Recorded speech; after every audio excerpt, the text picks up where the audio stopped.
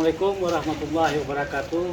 Perkenalkan, nama saya Akmal Hadi SHI, guru mata pelajaran fikih di Mas Ashabul Yamin, Jorong Lasituo, Kadang-Kadang Lasi, Kecamatan Canduang, Kabupaten Agam, Provinsi Sumatera Barat.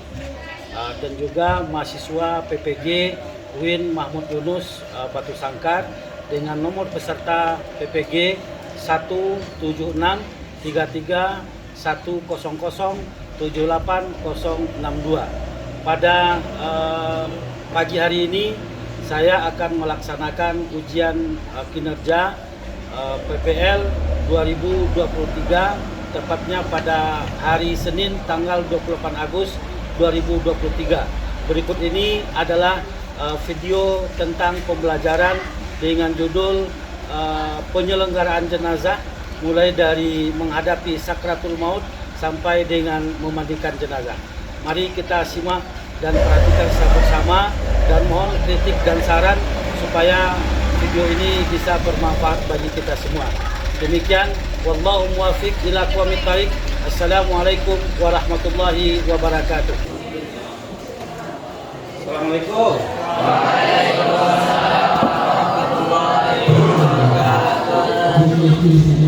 Bagaimana kabar anak-anak semua? Sehat? Semua sehat semua? Baik anak-anak Ustaz, pada pagi hari ini kita akan memulai pembelajaran kita. Tapi sebelumnya Ustaz akan kasih game dulu kepada anak-anak Ustaz semua. Yang pertama, coba semuanya berdiri dulu.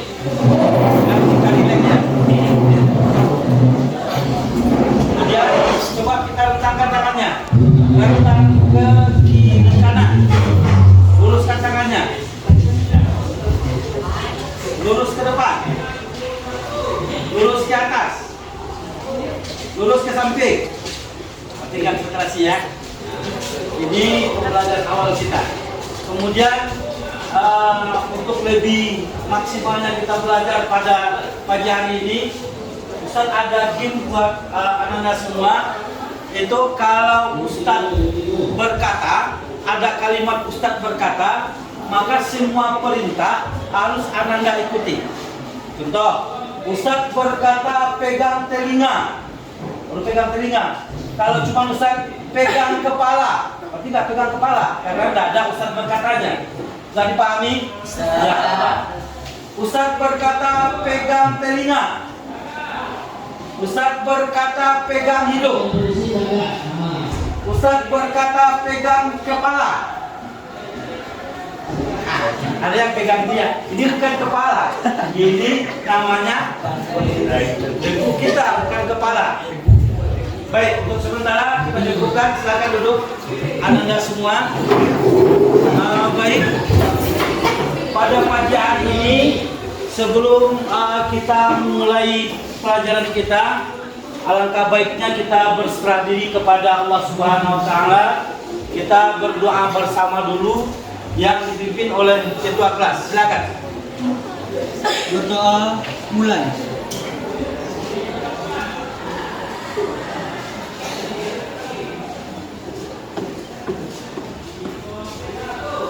Selesai. Amin, amin. Mudah-mudahan pembelajaran kita pada pagi hari ini dirahmati dan diberkahi oleh Allah Subhanahu wa taala. Baik anak-anak kita semua, sebelum kita masuk pelajaran, kita akan cek kehadiran kita semua dulu. Yang pertama Al Junaidi hadir, Ahmad Rizki, Arini Ulfa Hidayat, Aura Ulusikra, Muhammad Abid Al-Faizi, Raja Saputri. Nanti kita lengkap hadir semua ya. Baik anak-anak Ustaz semua, pada hari ini kita akan belajar tentang materi kita, penyelenggaraan jenazah. Penyelenggaraan jenazah ini bagi umat Islam ada 4 kewajiban yang termasuk hukumnya fardu kifayah. Yang pertama adalah ketika seorang muslim meninggal, kita wajib apa yang pertama? Yang pertama memandikan mayat. Yang kedua mengkafani mayat. Yang ketiga yang keempat. Jadi materi kita pada pagi hari ini adalah tentang penyelenggaraan jenazah. Apa tujuannya? Tujuan pembelajaran kita hari ini adalah bagaimana peserta didik mampu menganalisa ketentuan pemulasaran jenazah dan problematikanya agar memiliki sifat dan tanggung jawab. Jadi salah satu tujuan pembelajaran kita hari ini adalah untuk menanamkan rasa solidaritas kita, untuk menanamkan sifat menganalisa kita terhadap persoalan-persoalan yang terjadi di tengah-tengah kehidupan kita. Ketika seorang saudara kita yang muslim meninggal, apa yang harus kita laksanakan? Nah, ini salah satu tujuan pembelajaran kita. Kemudian ada kriteria ketercapaian tujuan pembelajaran. Yang pertama adalah bahwa anak-anak ustadz mampu mengetahui tanda-tanda seseorang sudah sakratul maut. Ketika terjadi dalam keluarga kita yang sakit segala macam, itu ada yang sudah sakratul maut. Kalau kita tidak belajar materi ini, kita tidak akan bisa memahami apa tanda daripada sakratul maut. Yang kedua adalah tujuan pelajaran peserta didik mampu mendemonstrasikan tata cara mentalkinkan dan memandikan jenazah. Nanti Ustadz kasih materinya, nanti kita praktekkan di depan. Bagaimana cara menghadapi orang yang sakratul maut. Kemudian peserta mampu mendemonstrasikan tata cara memandikan jenazah. Bagaimana memandikan jenazah sesuai dengan syariat Islam. Kemudian tentang pemahaman bermakna bahwa memahami konsep tata cara pemulasaran jenazah sangat penting sekali karena ini akan kita hadapi di tengah-tengah masyarakat. Kemudian apa yang harus menjadi persoalan bagi kita sebagai pertanyaan pemantiknya, mengapa tata cara pemulasaran jenazah itu mesti dipelajari? Kenapa kita harus mempelajari tentang materi ini? Nah, nanti akan ada penjelasan-penjelasan yang akan kita sajikan dalam materi nanti. Kemudian bagaimana dampaknya jika dalam keluarga tidak ada satu orang pun yang mengetahui tentang ketentuan pemulasaran jenazah. Jadi kalau seandainya di dalam keluarga kita, di rumah kita, di kampung kita, tidak ada satupun orang yang memahami bagaimana cara menghadapi sakratul maut atau bagaimana cara memandikan jenazah, ini sudah apa ini? Sudah berdosa, Pak. Kenapa? Karena salah satu hukum dari menyelenggarakan jenazah adalah fardu kifayah. Apa yang fardu kifayah? Apa yang fardu kifayah? Fardu kifayah adalah apabila dikerjakan oleh sekelompok orang, maka terbebas yang kelompok yang lain. Contoh, bahwa hukum, kita sudah masuk materinya ya, bahwa hukum menyelenggarakan jenazah itu adalah fardu kifayah. Apa yang dimaksud fardu kifayah? Apabila meninggal kita yang ada di dalam lokal ini satu orang, cukup satu saja yang menyelenggarakan, yang lain sudah terbebas dari tuntutan, tidak berdosa kita lagi. Tapi tidak ada satupun yang mengerjakan, maka kita semuanya berdosa. Baik anak-anak ustazah, kita langsung masuk materi. Ustaz akan tampilkan slide yang ada di depan ini.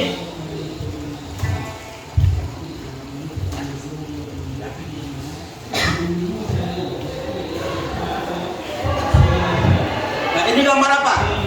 Gambar orang sedang memopong jenazah. Ini ada gambarnya, orang sedang menyelenggarakan dan memandikan jenazah. Sebelum dia menjadi jenazah, sebelum dia meninggal, dia menghadapi sakratul maut. Maka Nabi berkata, lakinu amwatakum, ingatkan olehmu akan mati kamu. Kalau ada orang yang sedang, berarti dia sedang menghadapi sakratul maut. Kullu nafsin za'iqatul maut. Setiap diri itu pasti akan merasakan bagaimana sakitnya mati. Ketika itu apa yang harus kita laksanakan? Kita harus membacakan kalimat talbiyah, kalimat yang baik. Itu kita lihat apabila napasnya masih panjang begini, itu masih bisa kita bacakan kalimat yang panjang. Kita bisikan dalam telinganya. La ilaha illallah. Itu kalau napasnya masih panjang. Tapi kalau sudah hampir, maka cukup kita bisikan Allah.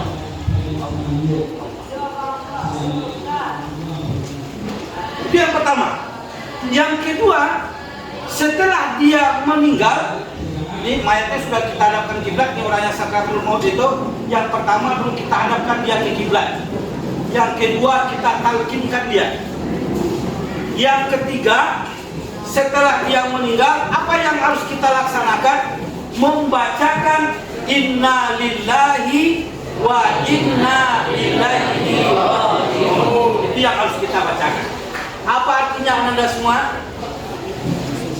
Bahwa segala sesuatu itu datangnya dari Allah dan kembalinya kepada Allah. Nah, setelah kita membacakan inna lillahi wa inna ilaihi raji'un, apalagi tugas kita kalau matanya masih tidak terpejam, maka kita buka. Kemudian apa lagi? Kemudian kita cari kakinya, kita rapatkan kakinya. Dengan apa kita rapatkan kakinya? Dengan tali. Atau mulutnya, ketika dia sakratul maut, mulutnya begini. Setelah dia meninggal, kita rapatkan. Kita ikat dengan tali atau dengan kain. Setelah itu kita ikat kakinya. Setelah itu baru kita langsung memandikannya. Bagaimana cara? Apa yang harus kita laksanakan dalam cara memandikan jenazah? Yang pertama, orang yang akan memandikan jenazah, dia harus muslim, harus Islam. Gak boleh orang kafir memandikan jenazah orang Islam. Yang kedua, dia harus mengetahui tata cara memandikan jenazah.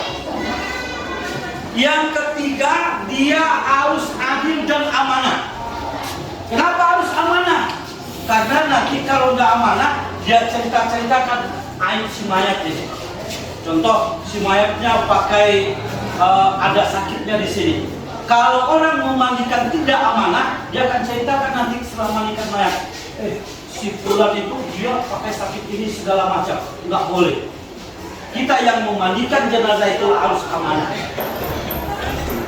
Setelah itu apalagi yang harus kita persiapkan? Kita persiapkan alat untuk memandikan jenazah. Apa alatnya? Yang pertama, harus kita siapkan ember. Ember. Harus kita siapkan gayung.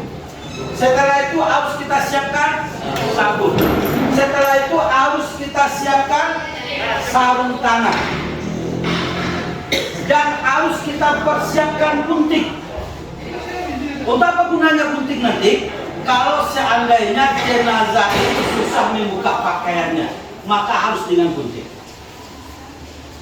Jadi harus dengan gunting. Baik, sekarang kita materi yang seperti ini sudah bisa kita pahami semua, bahwa semenjak dari sakratul maut, menghadapi sakratul maut, sampai memandikan jenazah, itu sudah bisa kita laksanakan.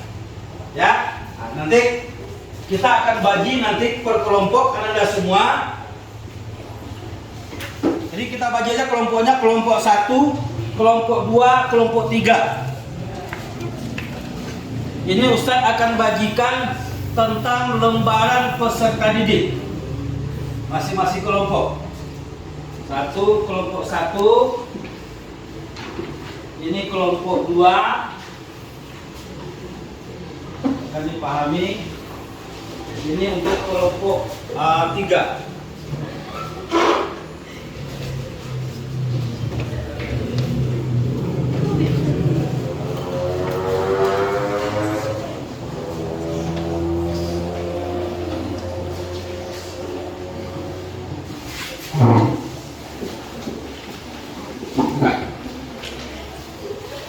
Jadi silakan didiskusikan. Ini salah satu cara untuk materi tentang pembelajaran tentang salat jenazah. Nanti kalau ada pertanyaan dari kelompok 1 ke kelompok 2 atau dari kelompok 3 ke kelompok 4, silakan untuk didiskusikan.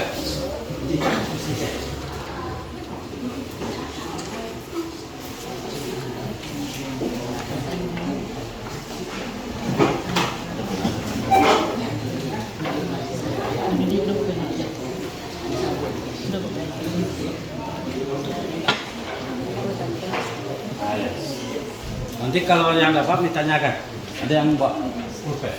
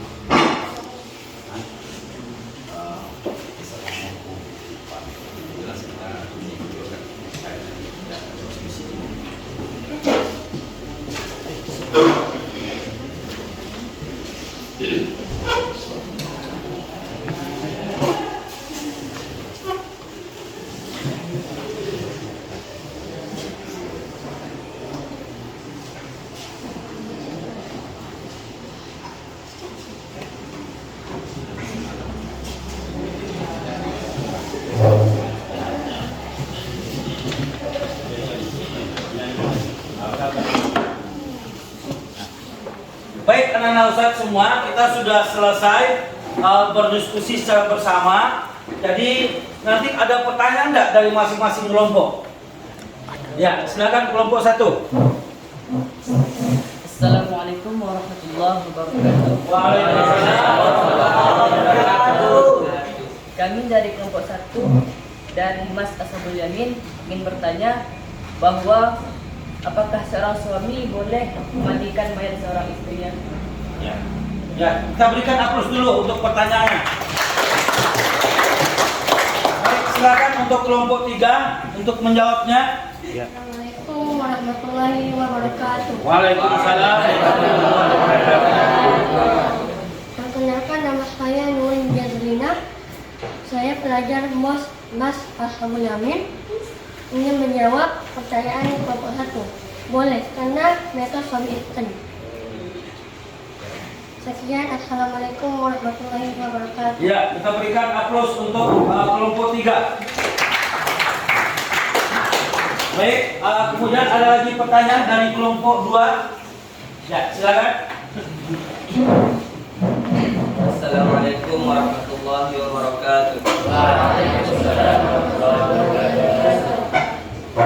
Nama saya Muhammad Farhan, ingin pelajar Mas Ashabul Yamin, ingin mengajukan pertanyaan kepada kelompok 1, yaitu apakah boleh selain ahli waris memandikan jenazah?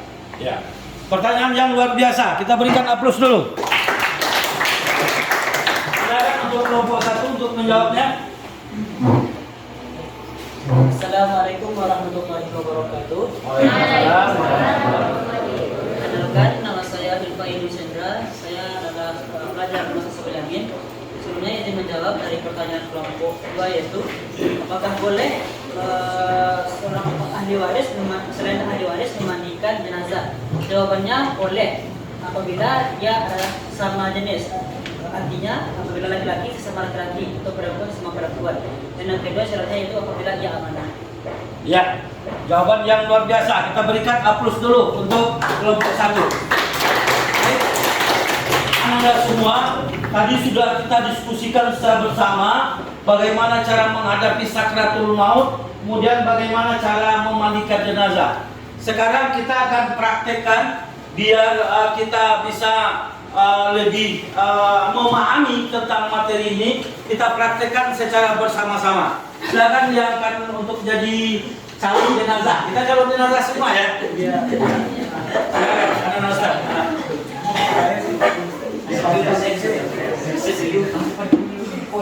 Kemudian silakan satu orang lagi maju ke depan. Jadi nanti Ustaz akan tunjukkan ini. Silakan untuk kembali ke atas ini.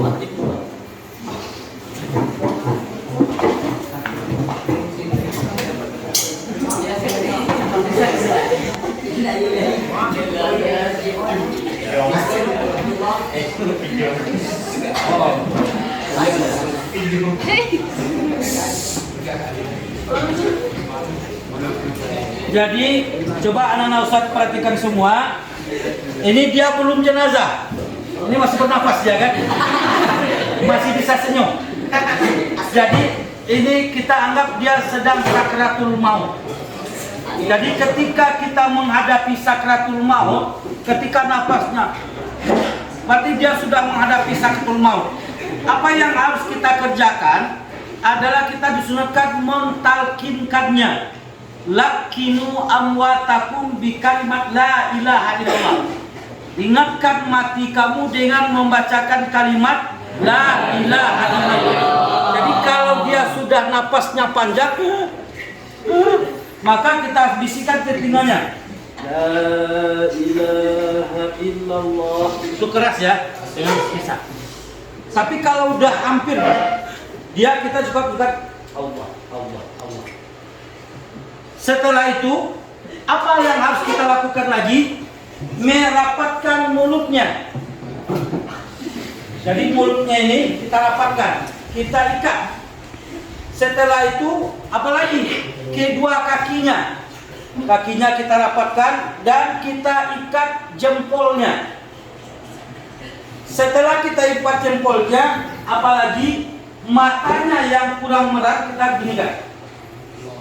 Kemudian baru kita perbaiki tangannya.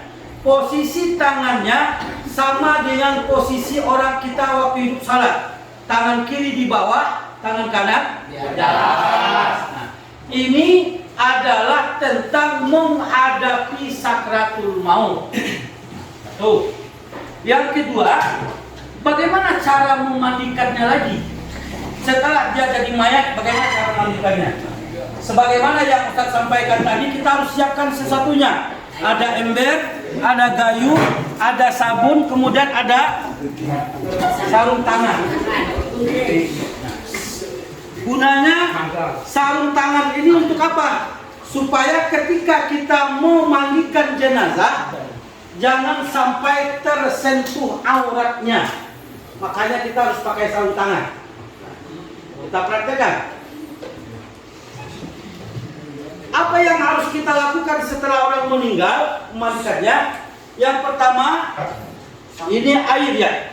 Biasa air ini harus 3 tempatnya. Air putih biasa, air sabun, dan air kapur barus. Jelas? Air putih biasa, air sabun, dan air kapur barus. Karena ember kita 1, kita taruh 3 saja. Ini baru air biasa.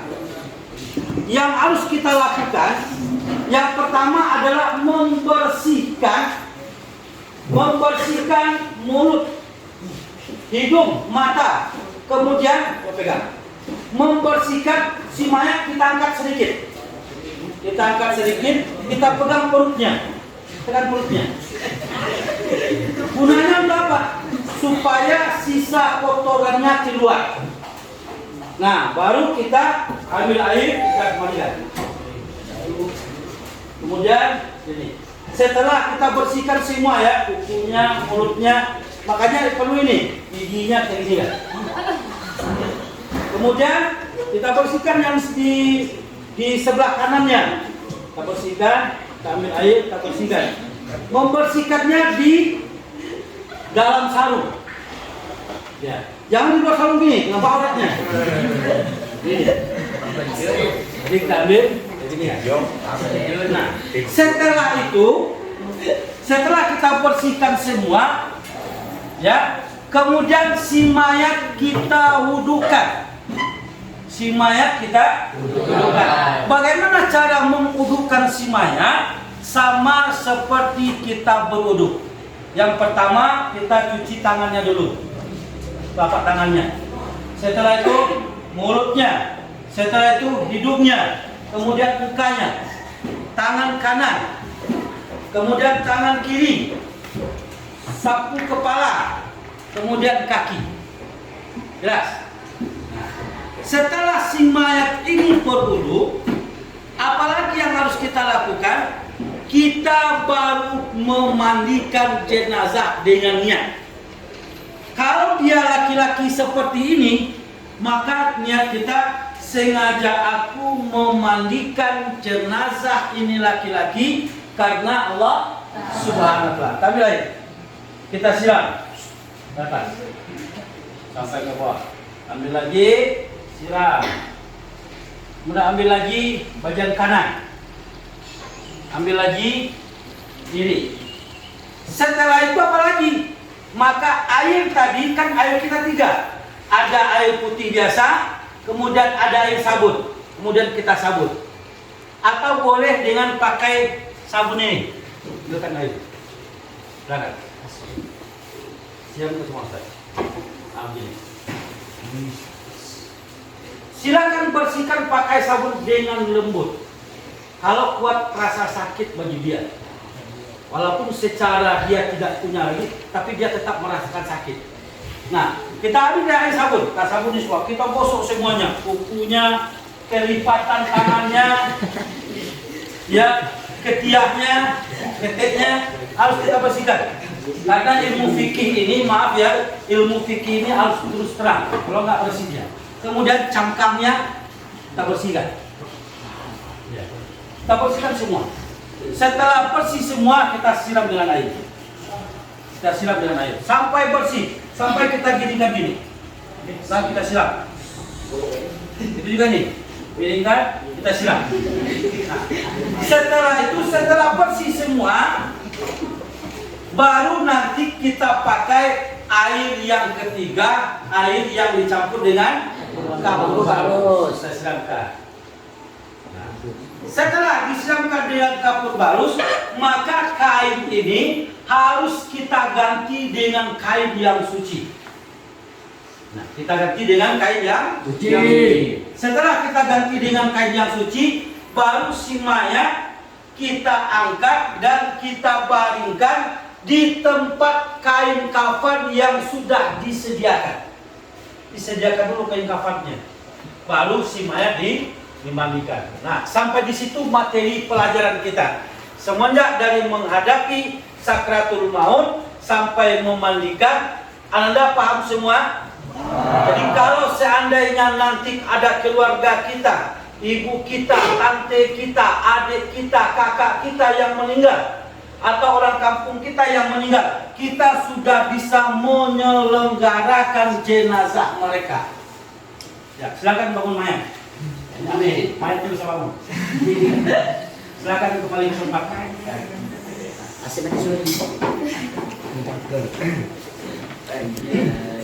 Jadi anak-anak Ustaz semua, begitulah cara pembelajaran kita pada pertemuan kali ini.